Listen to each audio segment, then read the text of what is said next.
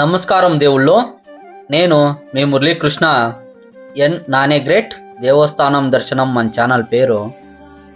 మనం ఇప్పుడు ఉన్నది కైలాసగిరి పర్వతం. ఈ కైలాసగిరి ఉన్నది చింతామణి దగ్గరలో, కైవారాకి 12 కిలోమీటర్ దూరంలో ఉంది.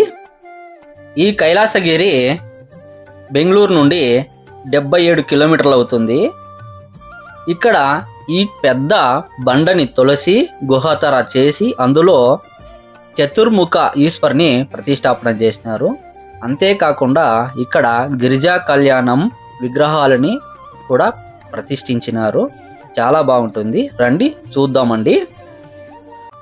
చిక్బళాపురం జిల్లా చింతామణి తాలూకు కైలాసగిరి దేవస్థానానికి మనం వెళ్తున్నాము. విశ్వవిఖ్యాతగాంచిన చరిత్ర కలిగిన ఈ దేవస్థానం చుట్టూ కొండ గుట్టలతో చెరువులతో చాలా ఆహ్లాదకరంగా ఈ దేవస్థానం కనపడుతుంది.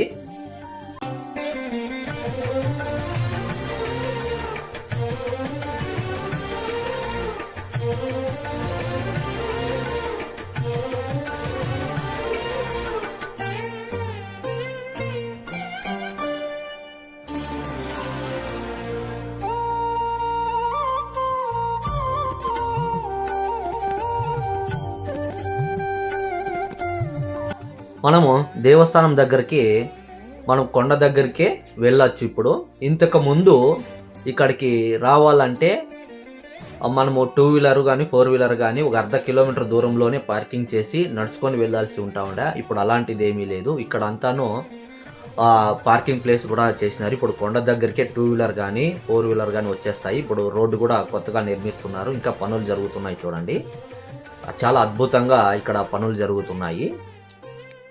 ఇక్కడ 2 వీలర్కి 10 రూపాయలు ఛార్జ్ చేస్తారు పార్కింగ్ ప్లేస్కి. తర్వాత కారుకి 30 నుంచి 50 రూపాయల వరకు ఇక్కడ ఛార్జ్ చేస్తున్నారు.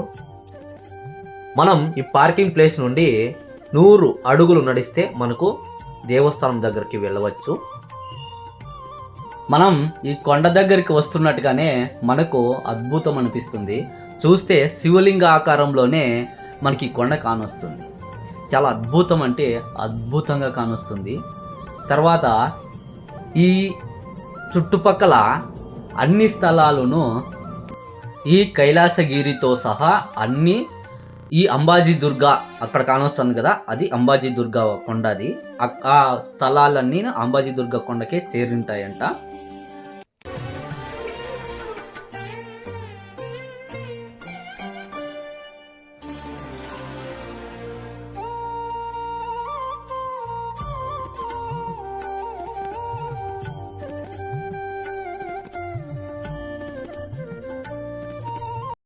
ఈ కైలాసగిరిలో ప్రతినిత్యము 12 గంటల నుండి 3:30-4 గంటల వరకు ఇక్కడ అన్నదానం ఉంటుంది. 300 నుండి 400 మంది ఇక్కడ భోజనాలు తింటారని చెబుతారు. ఇక్కడ 20 సంవత్సరాల నుండి ఇక్కడ అన్నదానము ఉందంట. చూడండి, దేవస్థానం దగ్గర ఇంకా పనులు జరుగుతూ ఉన్నాయి. ఇక్కడ ఒక చెరువు ఉంది. చూడండి, ఇక్కడ గమనించినట్లయితే ఒక రాయి పైన ఒక రాయి ఇక్కడ పేర్చుకుంటూ వెళ్ళినారు భక్తులు. వారి కోరికలు నెరవేరుతాయి అనే నమ్మకం ఇక్కడ. అలా ఒక రాయి పైన ఒక రాయి పేరిస్తే వారి కోరికలు నెరవేరుతాయి అనేది భక్తుల నమ్మకము. సరే, ఇప్పుడు మనము గృహాంతర దేవాలయం లోపలికి వెళదాము, రండి. చాలా అద్భుతంగా ఉంటుంది లోపల. గుహ లోపల చతుర్ముఖ ఈశ్వరుడు. మనం ఈ గుహని చూపించే ప్రయత్నము చేస్తాను నేను.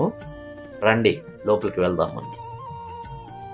ఈ మానవ నిర్మిత గుహలో చింతామణి పట్టణంలో ఉన్న అంబాజీ దుర్గా శ్రేణిలో భాగం. 1960 ప్రఖ్యాత భద్రాచలం సీతారామచంద్ర స్వామి ఆలయాన్ని శ్రీ కాంచి కామకోటి పీఠం 68వ పీఠాధిపతి శ్రీ శ్రీ చంద్రశేఖరేంద్ర సరస్వతి మహాస్వామి మార్గదర్శకత్వంలో శ్రీ ఎస్.ఎం. గణపతి స్థపతి పునర్నిర్మించినారంట. సుదీర్ఘమైన పరిచయంతో స్వామీజీ ఎస్ఎం గణపతి స్థపతికి పెద్ద ఎత్తున ప్రకృతి వైపరీత్యాలను తట్టుకోగల శివుని గుహ ఆలయాన్ని నిర్మించాలని కోరికను వ్యక్తం చేసినారంట. శ్రీ శ్రీ చంద్రశేఖరేంద్ర సరస్వతి మహాస్వామీజీ. ఈ గిరిజా కళ్యాణ మంటపము 4000 చదరపు అడుగులు ఉంది. 1991లో చింతామణి ఎమ్మెల్యేగా చౌడారెడ్డి గారు ఉన్నారు. నిరంతర కరువు కారణంగా చింతామణిలో తాగునీటి కొరత ఏర్పడడంతో శ్రీరెడ్డి అంబాజీ దుర్గ కొండల పైకి నడిచి ఒక పీఠభూమిని కనుగొని నీటి నిల్వ ట్యాంకు నిర్మించాలని నిర్ణయించుకున్నారు. చెరువు నిర్మాణ స్థలాన్ని సందర్శించినప్పుడు దక్షిణం వైపు ఉన్న 400 ఫీట్లో కొండను గమనించినారు. ఆయనకు ఒక దర్శనం కలిగి దక్షిణామూర్తి దేవి, గంగా మరియు భగీరథ విగ్రహాన్ని ఏర్పాటు చేయాలని భావించినారు. ఈ పనిని పూర్తి చేయడానికి ఆయన శ్రీ ఎస్ఎం గణపతి స్థపతిని సంప్రదించినారు. మహాస్వామి కోరికను తీర్చాలని శ్రీ స్థపతి కోరుకున్నారు. మరియు గత 1000 సంవత్సరాలలో మానవ నిర్మితమైన ఒకదానితో ఒకటి అనుసంధానించి అతిపెద్ద గుహ ఆలయ నిర్మాణాన్ని సృష్టించారు. గుహ ఆలయ సముదాయం 20,000 చదరపు అడుగులు కొలుస్తుంది. ఇక్కడ మొదటిగా ఆ శ్రీ ఆది శంకరాచార్య ఆత్మదైవం వల్లభ గణపతి విగ్రహాన్ని 1994లో ప్రతిష్ఠించినారు.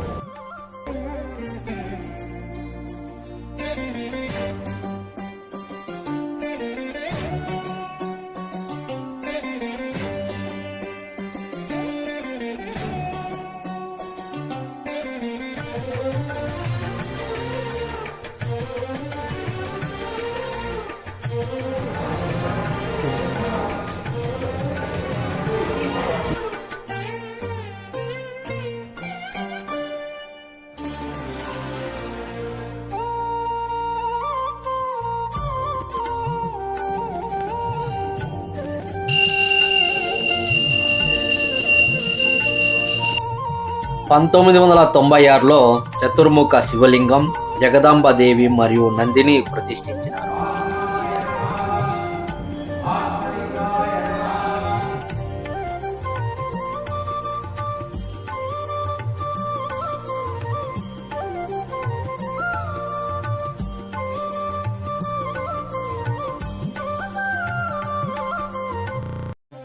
ఇప్పుడు మనం చూస్తున్నాం కదా అమ్మవారు, జగదాంబ అమ్మవారు.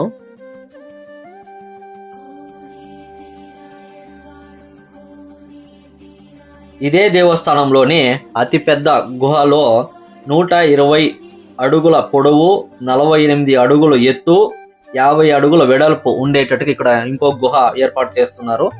ఆ గుహలో ప్రపంచంలోనే అతిపెద్ద స్వయంభూ లింగం 23.9 ఫీట్లో హైటు, తర్వాత 12 అడుగుల వెడల్పుతో ఇక్కడ ఒక శివలింగాన్ని, స్వయంభూ శివలింగాన్ని ఏర్పాటు చేస్తున్నారు.